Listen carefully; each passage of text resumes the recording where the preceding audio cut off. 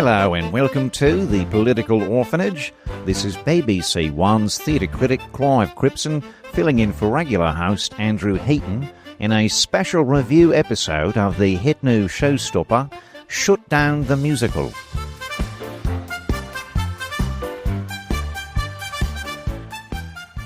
I have always been a fan of American political musicals.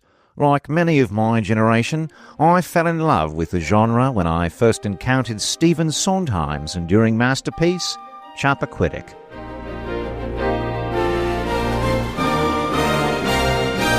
Oh, the moon was smug, it was grinning wide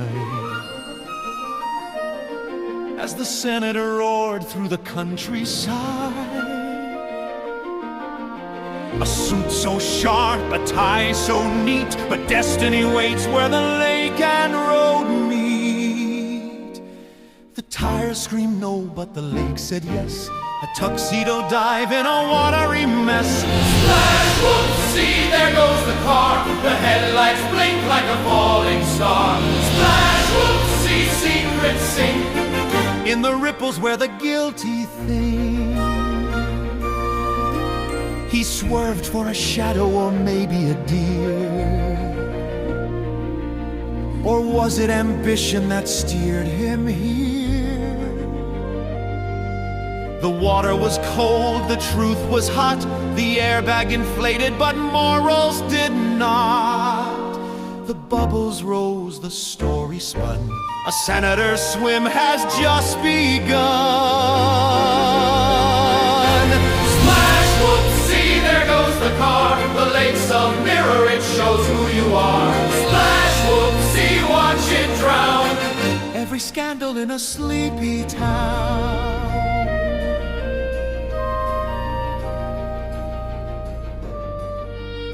Truthfully, not every political musical has been a banger, particularly, in my opinion, as they've become ever more experimental. I never particularly cared for Galt MacDermot's sci-fi rock musical Space X I Hate Thee, and while I appreciated the ambition of Philip Glass teaming up with former Secretary of State Donald Rumsfeld to make the minimalist opera Known Unknowns, I believe the production ultimately failed to deliver. It may be stodgy and an outdated position, but I for one love the classics. So imagine my delight when unexpectedly this season Congress decided to revive the enduring favourite, Shutdown the Musical.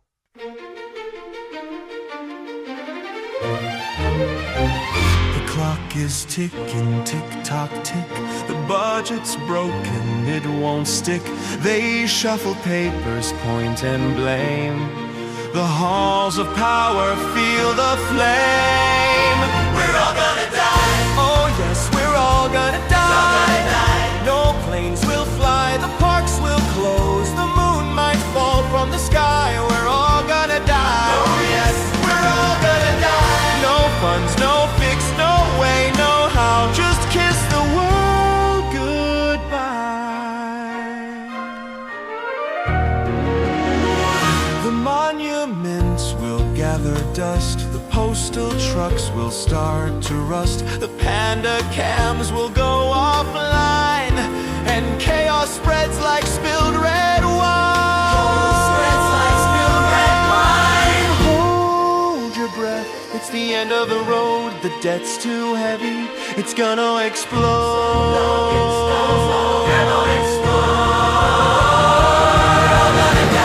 Oh yes, we're all gonna die. No lights, no heat, no morning tweets. The stock market says goodbye. We're all gonna die. We're drowning here in endless fear while politicians sigh. Shut down. Shut down, a word so cold.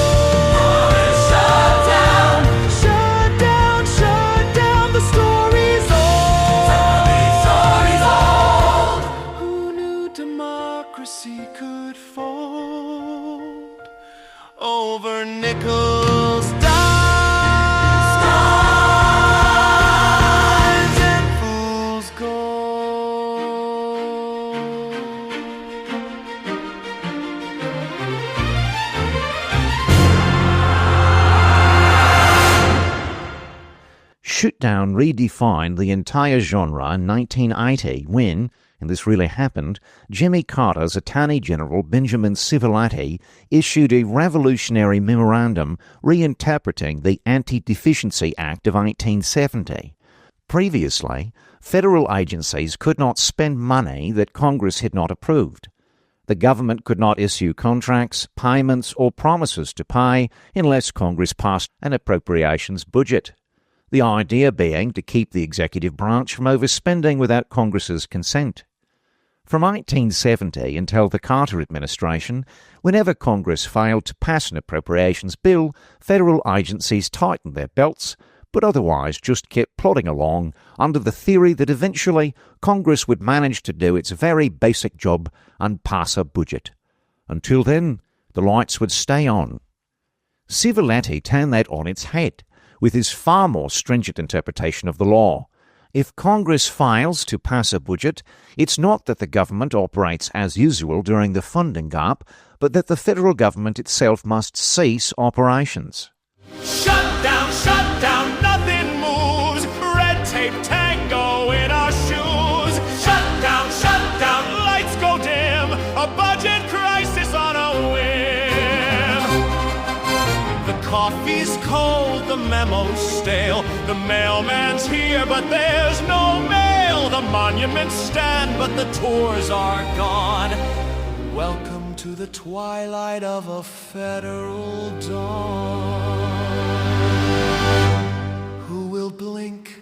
Who'll take the fall? Or will we just keep hitting the wall?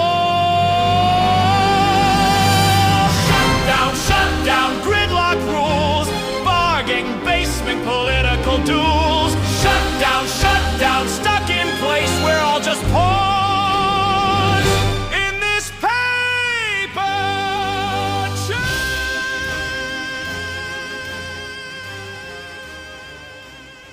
In his interpretation of that 1870 statute, in the event of a budget gap, the law delineates between two tiers of government spending: essential services, in which issues of safety are otherwise directly imperiled, including air traffic controllers, law enforcement, prison guards, border patrol, emergency medical personnel, disaster responses, etc. Essential government employees were required to continue working but without pay, to be retroactively back paid later when Congress at last achieved its basic primordial duty of passing a budget. Federal workers considered non-essential in regards to public safety are furloughed, meaning that they are legally required to stop working, including email. They basically go on unpaid vacation, and when Congress does by some miracle pass a budget, they are typically reinstated. And, as of 2019, they are automatically back paid for the offending period.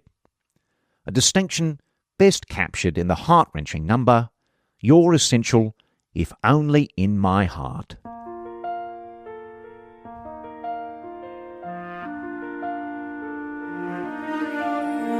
The office lights are dim, the clock has stopped its tick. My badge won't open doors, my jokes don't even stick. I shuffle through my kitchen where time just drips and drops. A furloughed life, a waiting game, the world outside just stops. Am I a cog in the wheel or a ghost in the hall? Do they see me at all? Do they see me at all? You're essential, they said, but only in my heart. A vital part of something now, sitting here apart. The paperwork may crumble, the systems fall apart, but you're essential, if only in my heart. I read the same old headlines, the blame just bounces around. The bills pile up like mountains, no paycheck to be found. I water all my houseplants, I clean the floor again.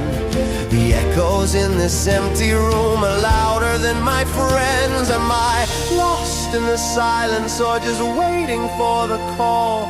Do they see me at all? Do they see me at all?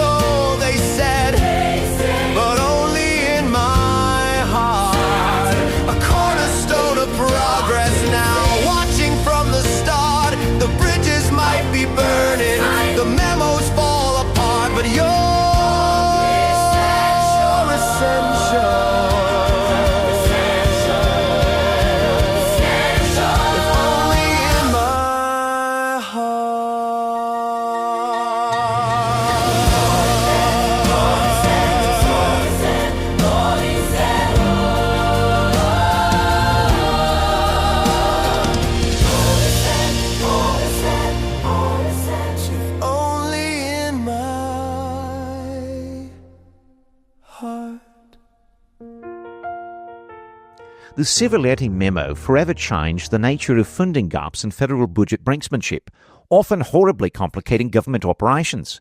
But on the upshot, it created a new and brilliant theatrical landmark which has been revived 11 times since then.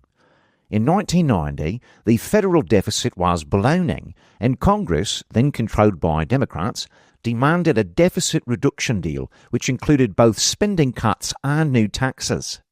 President George H.W. Bush, pressured by deficit hawks, the bond market, and his own budget officials, reluctantly agreed to negotiate, signalling he might break his pledge to make no new taxes if it meant controlling the deficit.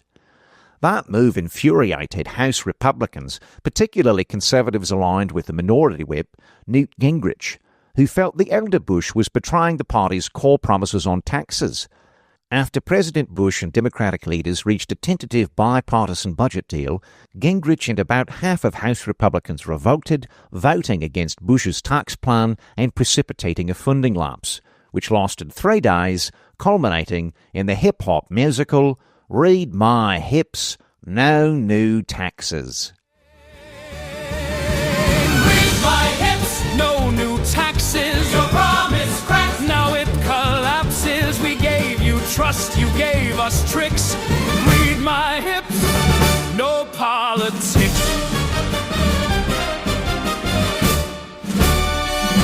The elephants roar, the party's in flames.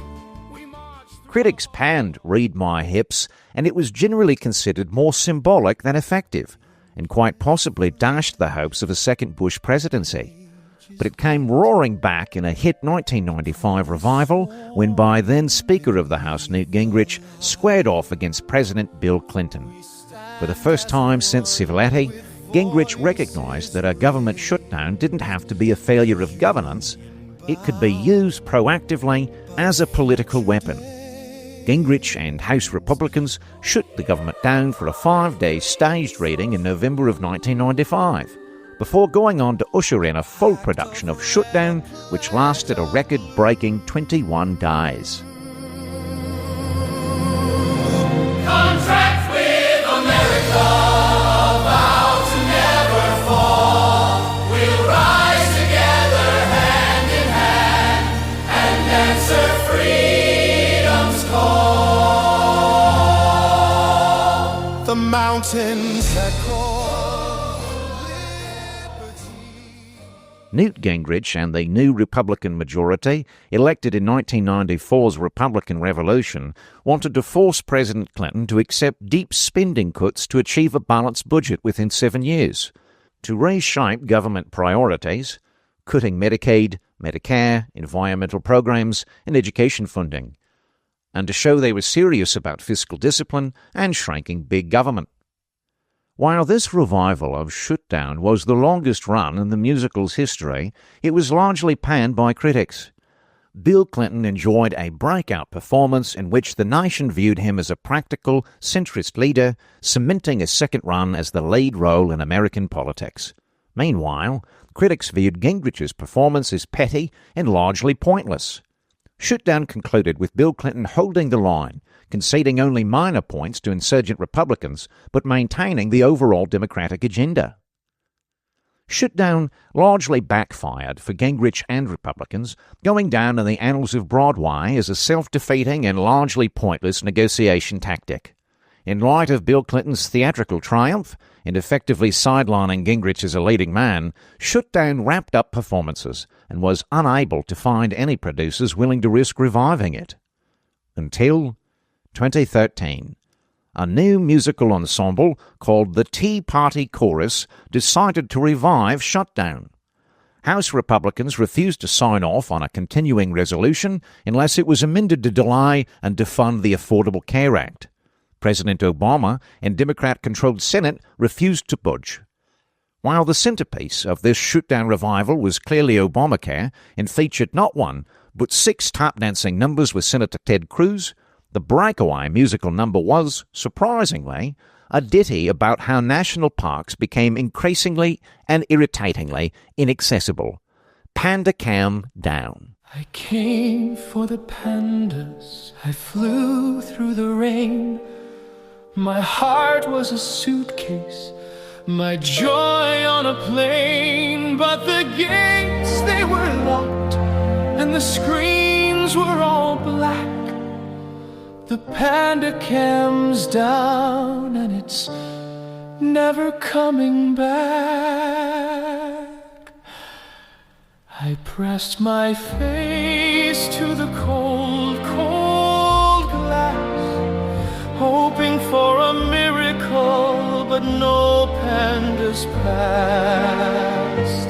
Panda came down, my dreams hit the ground. No black and white bears, just silence all around. Panda came down, what's left to see? Just me and my tears and a broken marquee.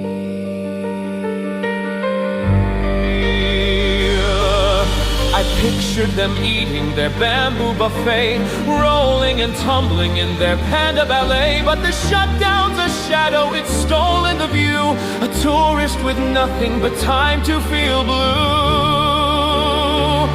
I called out their names, Mei Xiang, Tian Tian, but all I heard back was the sound of the fan. Panda came down, my dreams hit the ground. No black and white bears, just silence all around. Panda came down, what's left to see? Just me and my tears and a broken marquee.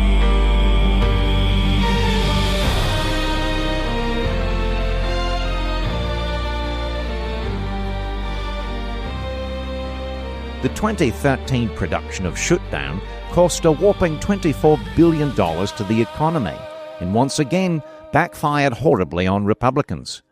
By the end of the production, critical resentment of Conservatives increased so much that Speaker John Boehner relented, passed a clean continuing resolution, and then smoked 3 packs of cigarettes and polished off a bottle of schnapps all in the same hour. And Ted Cruz's hopes of parlaying tap dance routines into the presidency came to naught. By this time, Shutdown the musical had been established as an iconic masterpiece, but a risky and ambitious musical to undertake. And from the original production to its multiple revivals, one with a common pattern. Republican singers would fare poorly in critical reviews, while Democrats would stack up Tony Awards. This pattern reversed in the next revival of Shutdown. By now, President Trump was in the White House, and Republicans controlled the House and Senate, but not with enough seats to counter a Democratic filibuster.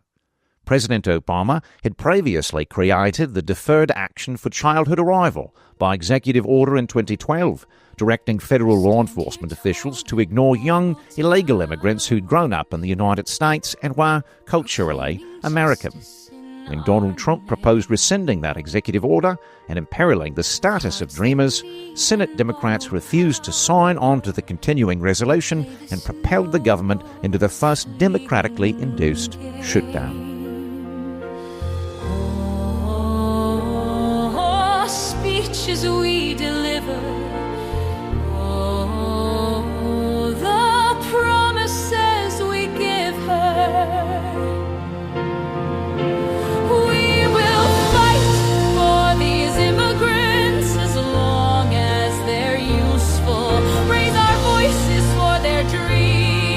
Until it's not fruitful, their hopes we lift, their fears we tame. For glory, for votes, it's all the same.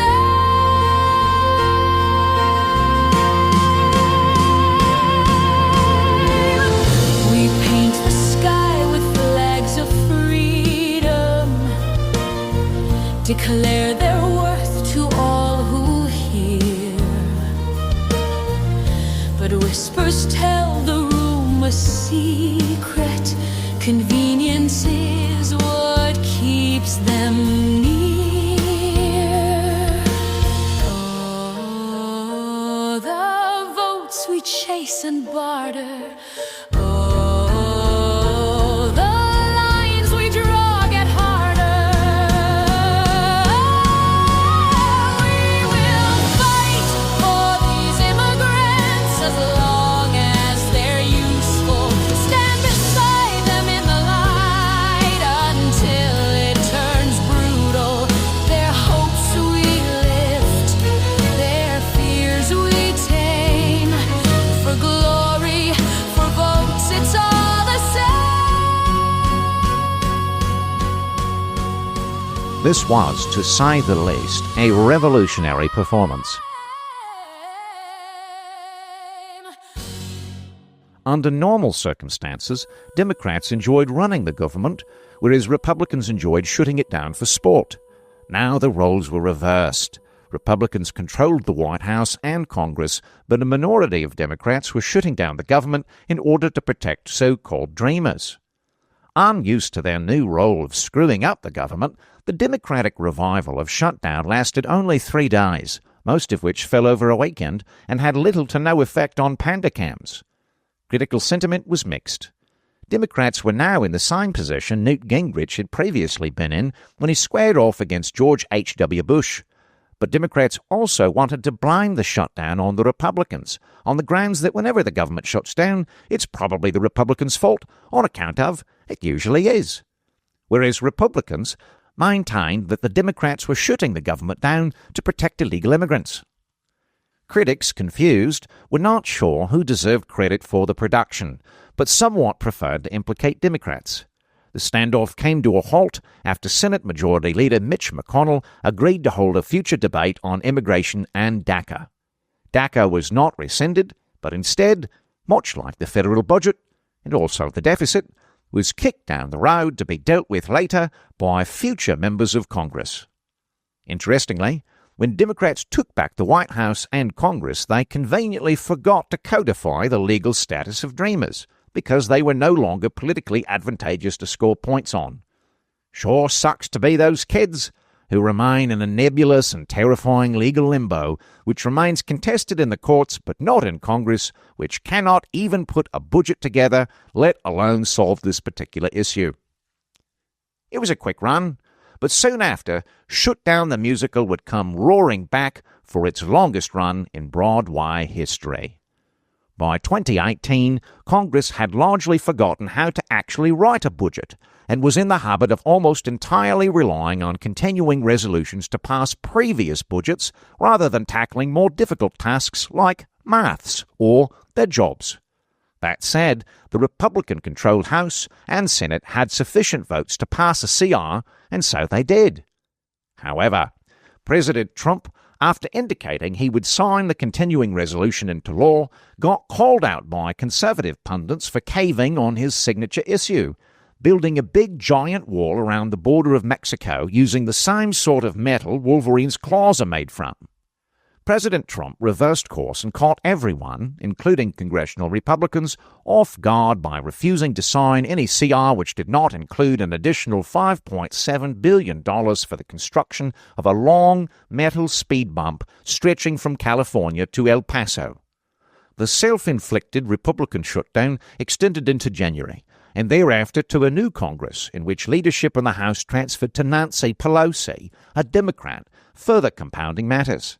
Democrats, who had previously voted to extend walls along the southern border under Obama, now took the position that walls are racist and that building a very large, shiny curb constituted an unholy monument to white supremacy and the destruction of American democracy. I'll build it tall so the stars feel small, a fortress strong where no shadows crawl. Stone by stone, I'll claim the night to keep the chaos out of sight. You call it strength, but I see fear, a line that cuts through all shut the door, what are you really fighting for? For peace, for pride, for land, for law, a shield against the lion's claw. For peace you say, but hate, it hides behind that wall where love divides. The wall between us rises high, a barrier built on a fragile lie. You can't cage the wind, you can't change. You can't change the sea. What kind of freedom could this ever be? Needless to say, this was an incredible revival of Shutdown, which enjoyed an astonishing and unprecedented 35-day run, the longest in Broadway history. Critic P.J. O'Rourke described the proposed wall as a $5 billion subsidy to Mexican ladder companies, but the shutdown ended up costing the U.S. economy $11 billion, meaning it would have been cheaper to just give Trump the requested money for the big stupid wall in the first place. And had anybody thought to say, what if we give this orange lunatic wall money in exchange for codifying the status of those dreamers we cared about 5 minutes ago, Congress and Trump probably would have arrived at a deal which suited everyone and got the Pandacam back online within 48 hours. But after more than a month of this totally useless, easily avoidable budget brinksmanship, the FDA halted routine food safety inspections for more than 3 weeks, drug and medical device approvals slowed dramatically, and finally, the panda at the National Zoo committed suicide by immolating itself like a Vietnam protester. Finally, when President Trump's approval fell to 37%, and in the face of mounting sexual tension with Nancy Pelosi, he relented. Trump signed the original continuing resolution and government resumed. Then he declared a national emergency in order to circumnavigate Congress and appropriate military funding to build the wall. However, that constitutionally questionable emergency funding succeeded in building fewer than 50 miles of the proposed 2,000-mile border wall, more or less affecting a very expensive line of wind chimes. For the next several years, Congress managed to do its job, which is to say, it would pass an "oh shit, sign this so we all die everything" bill once a year, then in a panic-stricken state, extend the "oh shit" omnibus bill with a spatchcocked continuing resolution, which are the physical equivalent of trying to hold a boat together with duct tape. Which brings us to today, and the new and latest revival of Shutdown the musical. Shutdown, showdown, who's to blame? A carnival of chaos, no one's tame. Left or right, up or down, who's the fool, who's the clown? Shutdown, showdown, it's a game.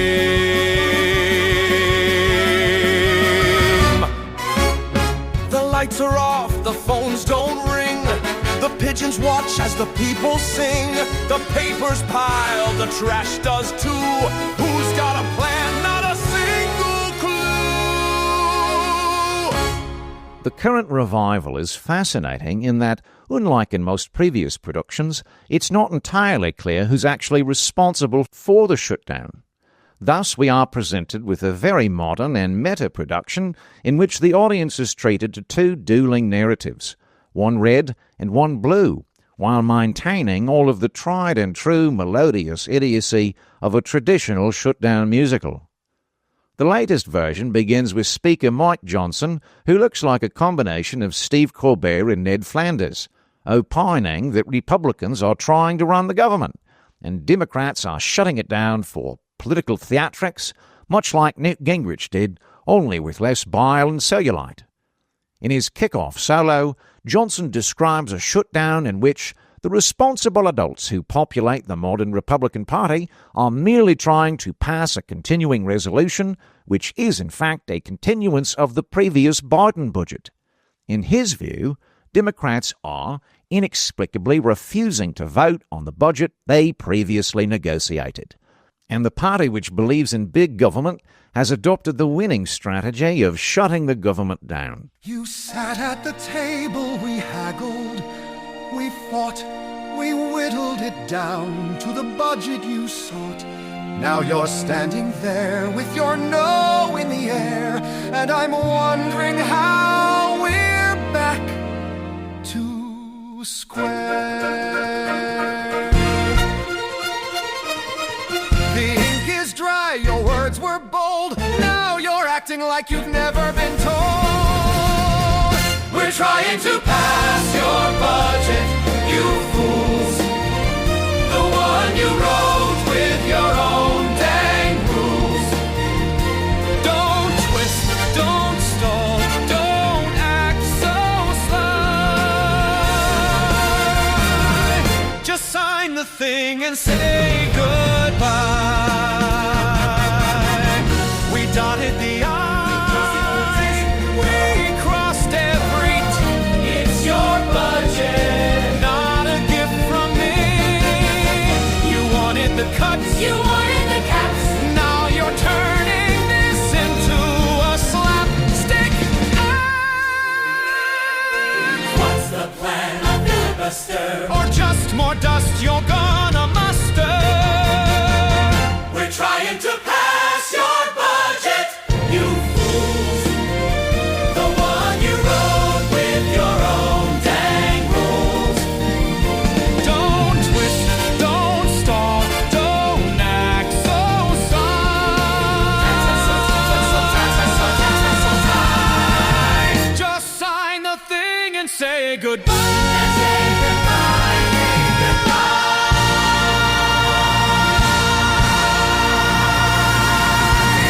This is contrasted with Chuck Schumer's solo, in which an ancient senatorial lizard person contends that it's not really a continuing resolution of the previous budget because Republicans have used rescissions to gut it into an unrecognizable monster, forcing the Democrats to play the only card at their disposal and shut down the government in hopes of restoring some of the cuts brought about by Republicans, such as funding for public broadcasting. Precision, so the knife precision, a masterpiece turned to derision. They've gutted the gold, the sanctified will. Rescissions have broken the holy bill. The lizard folk, we weep, we rage. Our claws now scratch at the gilded cage. This bill was ours, a world to mold, now torn asunder.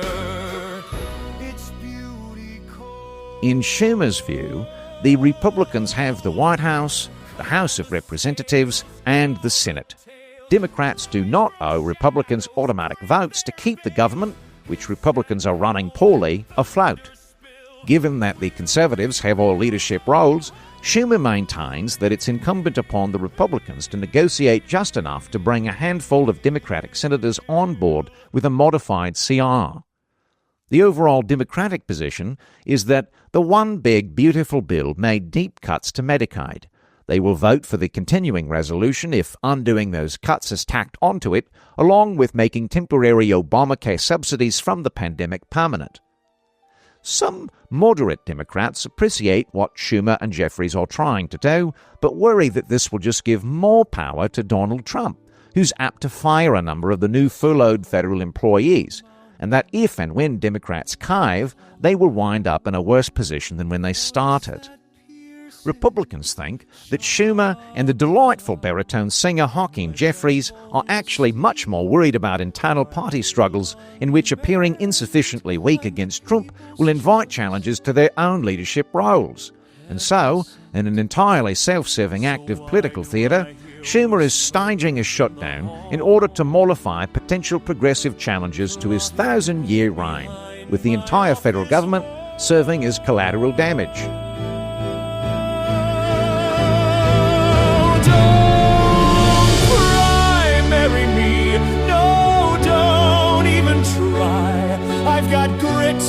I've got guts, I've got fire in my eye. Don't cry, marry me, I'm the one you need. You'll trip on your own greed. yes, indeed. I've shaken hands with power, kissed the ring. I know every trick, every sly little thing. I can filibuster while the moon grows old. I'll stand in the rain, I'll never fold. They say, oh, he's brittle, he's lost his shine, but I'm still the hero of the party line. Don't primary me, no, don't take the bait. I'm the king of compromise, the master of debate. Don't primary me, it's a losing fight. I'll outlast the shadows, I'll step into the light.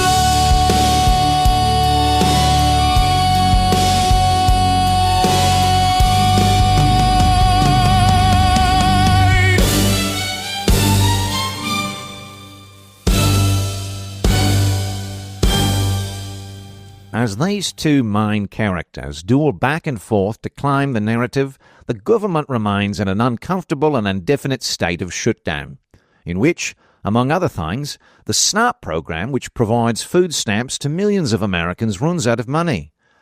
In an extremely complex and not very compelling piece before intermission, the Republicans insist that they would like to continue the SNAP program, but do not believe they legally can, and that the last thing they or Donald Trump would ever do is run afoul of specific, arcane legal interpretations merely in order to get something done. And even if they did, the emergency funding, which is potentially available as a stopgap measure, will only last for a fortnight anyway, at which point we'll be right back to where we started.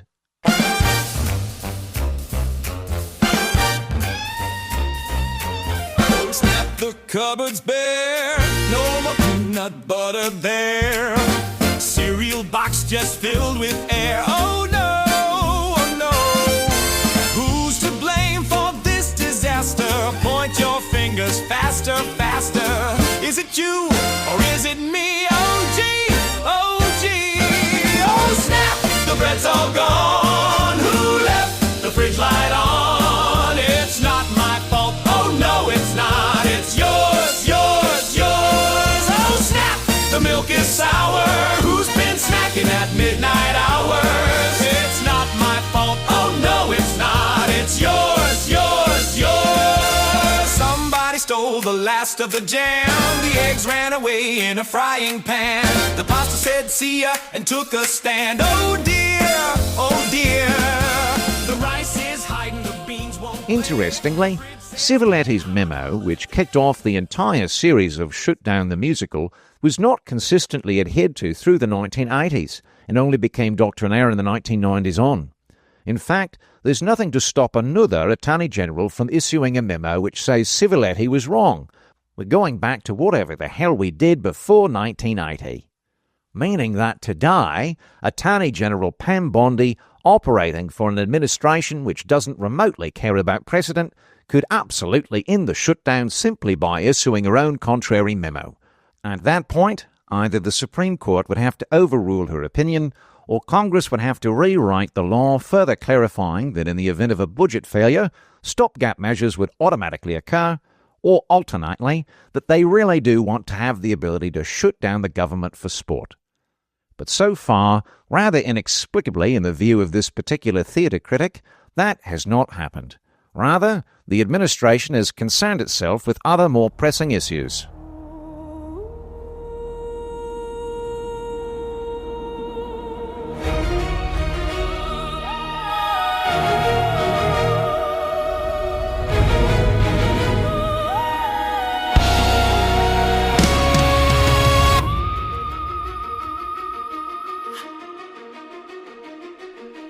Dust in the cracks, broken wood in the floor, echoes of feet that danced here before. Ghosts of a dream, shattered and worn. We're gonna take it back, rip the silence like a storm. Raise the beams high, let the rafters cry. We're gonna build a motherfucking ballroom, nail by nail, brick by brick. We're gonna build a motherfucking ballroom, make it loud, make it stick. Sweat on the brow, hammer in hand, blueprints of chaos carved in the sand. This ain't no fairy tale, no shining glass, just grit and spit. We're gonna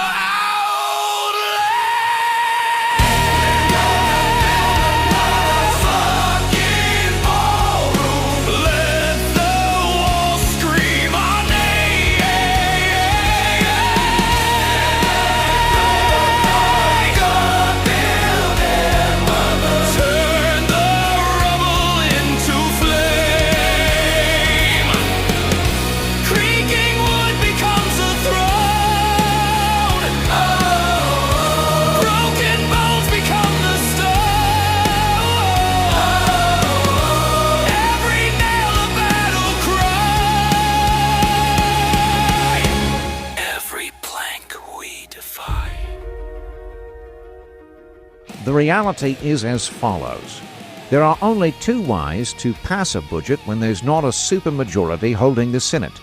Either the party in power negotiates and makes a concession, or the minority party concedes and votes to fund the government.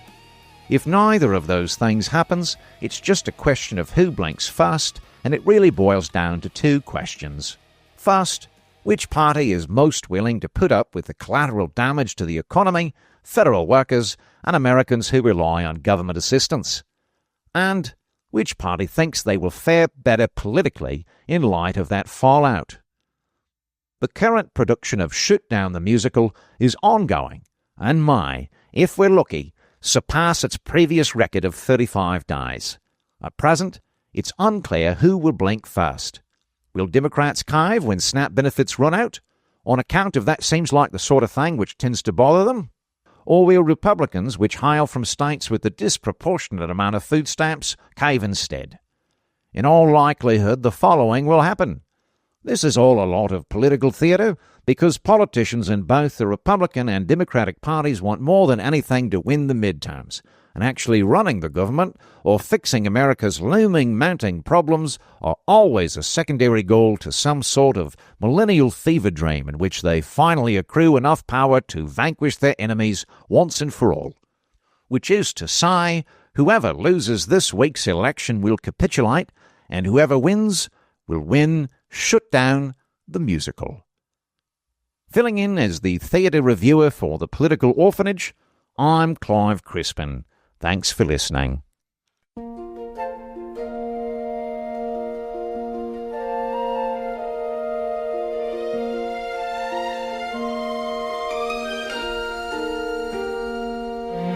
The clock is ticking, tick-tock, tick.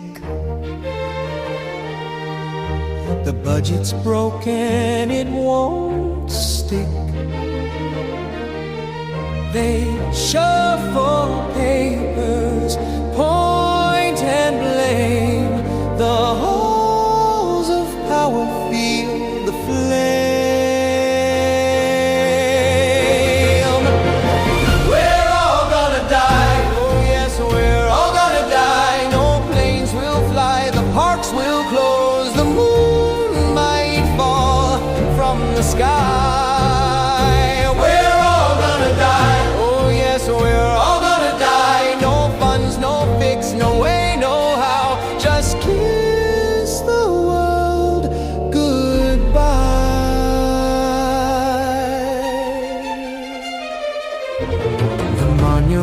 birds will gather dust. The postal trucks will start to rust. The panda cams will go offline, and chaos spreads like spilled red wine.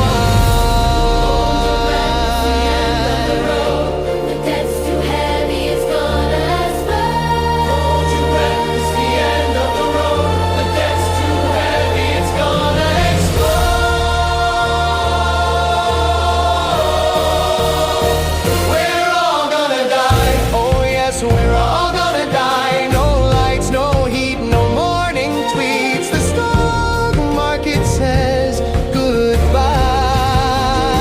We're all gonna die. Oh yes, we're all gonna die. We're drowning here in endless fear while politicians sigh. Shut down, shut down. A word so cold. The story's old. Who knew democracy could fold over nickels, dimes, and fool's gold?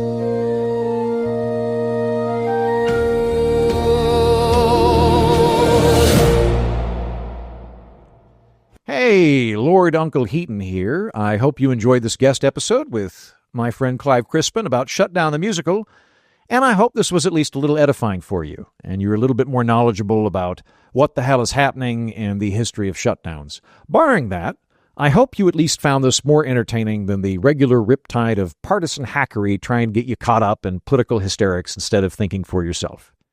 Whoever you think is responsible for the current shutdown, and whatever solution you think could best pull us through, I remind you that a free country requires clear-thinking adults who think for themselves and respond to situations rather than react to them. And whenever you feel stressed and under pressure, you always have a home and laughter waiting for you right here at the Political Orphanage. If you enjoyed this episode and you appreciate the mission of the Orph, please consider becoming a patron of the show. Patrons make it all possible. I hope to avoid a shutdown for this particular program as long as I possibly can, and that only happens because people who think the show is worth listening to think it's also worth paying for. So put your money where your mouth is. Go to patreon.com/Andrew Heaton or on Substack, thepoliticalorphanage.com. That's patreon.com/Andrew Heaton or thepoliticalorphanage.com. Thanks.